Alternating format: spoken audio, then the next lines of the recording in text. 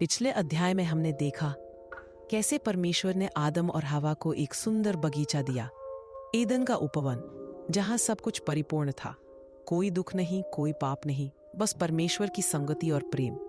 लेकिन आज की कहानी उस मासूमियत के अंत की शुरुआत है। यह है उत्पत्ति अध्याय 3, एक ऐसा मोड़ जहां मानव इतिहास बदल गया। ईदन का बगीचा अब भी हरा भरा था, जीवन से भरपूर, और उसके बीचों बीच था वो वृक्ष, अच्छे और बुरे के ज्ञान का, जिसके फल को छूना भी मना था। लेकिन फिर वो आया, एक चालाक प्राणी, सर्प, जो सिर्फ बोलता नहीं था, बहकाता था।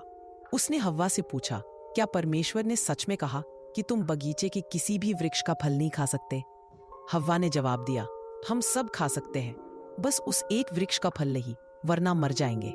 सर्प मुस्कुराया और बोला, तुम नहीं मरोगी। दरअसल जब तुम ये फल खाओगी, तुम्हारी आंखें खुल जाएंगी और तुम परमेश्वर की तरह बन जाओगी, जानने वाली भले और बुरे को।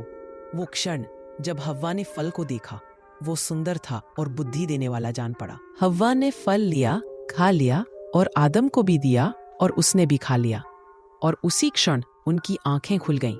पर जैसा सर्प ने कहा था वैसा कुछ नहीं हुआ, बल्कि उन्हें अपने नंगेपन का एहसास हुआ। उन्होंने अंजीर के पत्ते सीकर लज्जा ढकने की कोशिश की, और फिर उन्होंने सुनी उस परमेश्वर की आवाज जो बगीचे में टहलते आ रहे थे। डर से आदम और हव्वा छुप गए, पर परमेश्वर ने पुकारा, आदम, तू कहाँ है? कांपते हुए आदम बोला, मैंने आपकी आवाज सुनी और मैं डर गया क्योंकि मैं नग्न था। फिर परमेश्वर ने पूछा, कौन बताया तुझे कि तू नग्न है? क्या तूने उस वृक्ष का फल खा लिया जिससे मैंने मना किया था? आदम बोला, यह स्त्री जिसे आपने मेरे साथ रखा, उसी ने मुझे दिया और मैंने खा लिया। हव्वा बोली, सर्प ने मुझे बहकाया और मैंने खा लिया। और तब पहली बार परमेश्वर ने दंड की घोषणा की।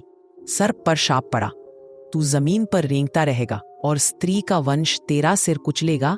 हव्वा से कहा गया, तेरे गर्भ में पीड़ा होगी और तू अपने पति की अधीन होगी। आदम से कहा, अब तुझे अपने जीवन के लिए पसीना बहाना होगा, जमीन से मेहनत से रोटी कमानी होगी, और तू मिट्टी में लौटेगा क्योंकि तू मिट्टी है।